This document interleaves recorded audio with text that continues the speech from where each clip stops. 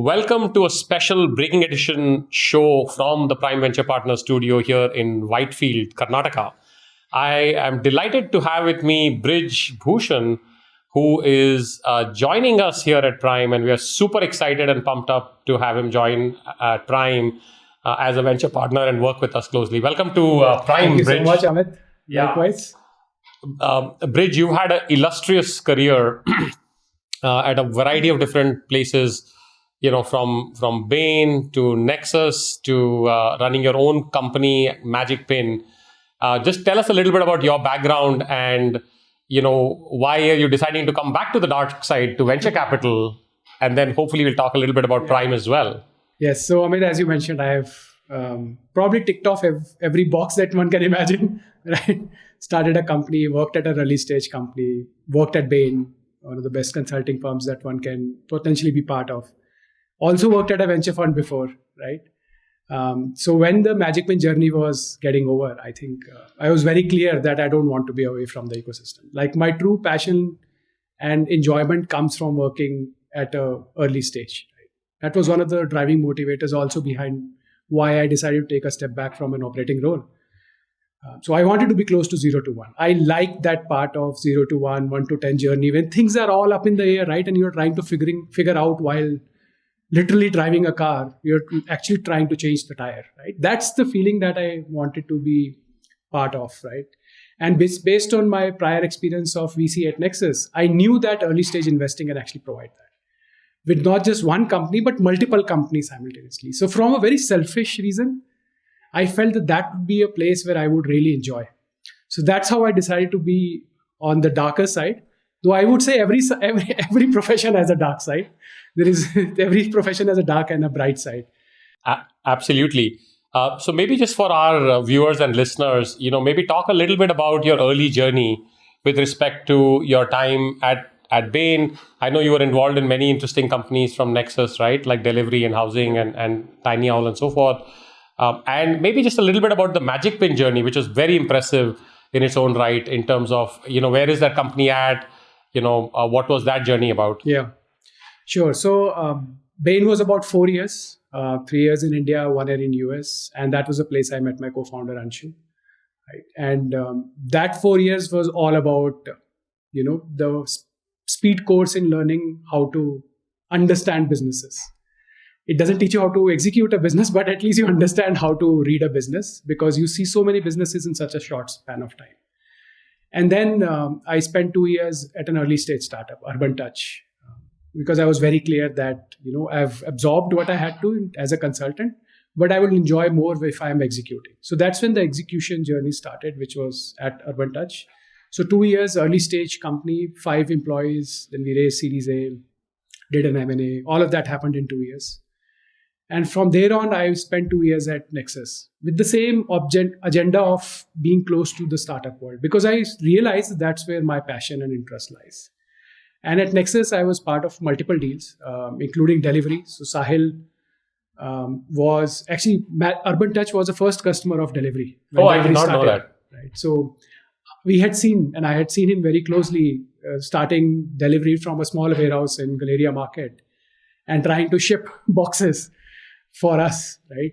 And so it was very clear that if e-commerce is going to scale, then this company will play a very important role in building that ecosystem out. So when I joined Nexus, it was almost like a no-brainer, at least in my very naive mind, that we should invest in Delivery. And fortunately, we had the rest of the team at Nexus also come to the same answer. So we backed Delivery at Series A stage. And since now the company has scaled and IPO'd. I was also part of Tiny Owl, one of the first food delivery company out of India. It was before Swiggy, before Zomato. And within a year, everyone else entered the market. So it was a very interesting exposure to seeing an early stage company in a hyper competitive space, right? One of the first food delivery companies out of India. And then also one interesting company was Function Space that I was part of when we invested in Nexus. So it was a science community. So think of Quora for science and technology geeks, right? People who will ask about very nuanced questions about black holes. Why do they exist and so on. The interesting thing about that company is it's from that company, Sumit Maniar was one of the founders of that company. And then he started Rupeek, Right. where I angel invested also. And I was fortunate to see him in that journey of building a gold lending company out of India over the last 8 years. So while I was at Nexus, I had mentioned before that I wanted to start a company, right? So I think that period when I was doing that investments, I realized that I would actually want to spend my 30s at least building a company and not being on the sideline. And I could see the amount of things and the changes that were happening in the ecosystem. And it was very clear that the next couple of decades at least are for India, right? Indian internet ecosystem. That's how the Magicpin journey started. So last 9+ years, I have been building Magicpin with my co-founder Anshoo. Very fortunate to have him along with me in that journey. And one of the big reasons why I would say, and I've told him also that one of the big reasons I could survive 9 years was because of him. He's an incredible guy. So because of him, I could survive and we could build this company together. So we drive demand to small retailers. And today we are the largest hyperlocal player in the market. We are the largest seller app on ONDC. We do north of 40 crores per month as revenue, right? At an annual run rate of more than 400 crores. And touch wood, if everything goes right, we should be IPOing in the next couple of years or maybe 3 years, right? So it's been a remarkable journey. I could not have asked for more. Absolutely. No, very, very impressive watching from the sidelines. I've known Anshu for many years, back from his days at Lightspeed. So I knew about you, but didn't know you. And in fact, I would be remiss in not mentioning Abhishek Goyal, the founder of Traction, which was an investing company of Prime, but also of Urban Touch, who was one of the many people who referred you to us. But, as in last click attribution, his attribution counts. So we owe you, Abhishek, for referring Brij to us. But, we spend a lot of time with you, Brij, as you know, and we really are excited not just about the diversity of thinking and the intellectual prowess, the operator mindset, the prior VC mindset that you bring, but also, the fun kind of culture fit, right? Yes. I haven't told you this yet or anybody, so this is live, really on breaking news.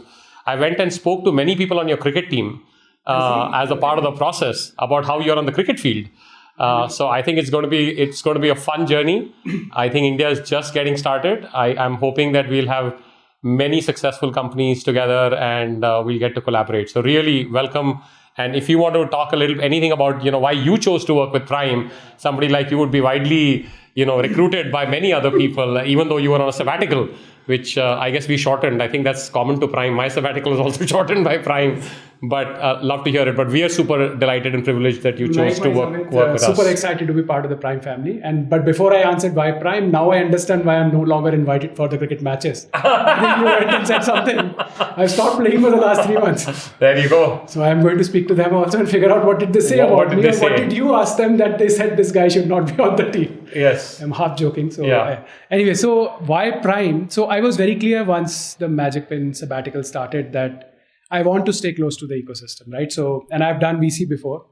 And I felt that with my experience of last 10 years of actually having built a consumer company, seen through multiple life-death experience, right? And having seen what it takes to truly build a company. And a lot of time it is about believing that you can go through tough situations and, there will be light at the end of the tunnel. Understanding how to build an org, right? And empathize with the founder, truly empathize with the founder. I felt that being a VC again is the right path for me. So it will be my next big innings, right? I'm planning to spend the rest of my life, if possible, on this. And then it was very clear to find a fund where there will be the best cultural fit. Also philosophical fit more than the cultural fit, right? Where you feel that the rest of the team thinks similarly about how investing should be done.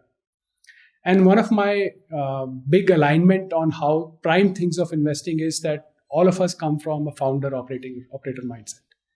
And we truly believe that if you give founder the capital, the right moral support, and the right operational support, most founders will be able to build market-leading companies. Okay? And only people with founder operating background can understand sort of what I'm talking about, right? So I realized that I don't want to be a financial investor. I wanted to be an investor where I have not just financial skill in the game, but operational skill in the game. And that doesn't mean that I'll be sitting on the board or with the founder and telling him what to do. That's not what it means. But it definitely means that I will be able to empathize with the founder better. I'll be able to guide them on what are the potential roadblocks they're likely to encounter, how important cash conserving is, right? Because I can tell them my war stories about how, running out of cash can literally put all your dreams at stake. So I believe all of that meant that the best alignment was with Prime. Right? And I have seen that in the few days that I have been part of the team, that there is a clear belief that venture capital can be built by investors who have been founders before, and it can be built in a manner that founders will truly, or let me say this, that VCs can actually add value. And that's what I'm here to prove, that VCs do add value beyond providing capital. No, fantastic. So on behalf of, Sanjay, Shripati, and the entire team at Prime, and of course myself, welcome again to Prime. Awesome. Look forward to it. Thank you.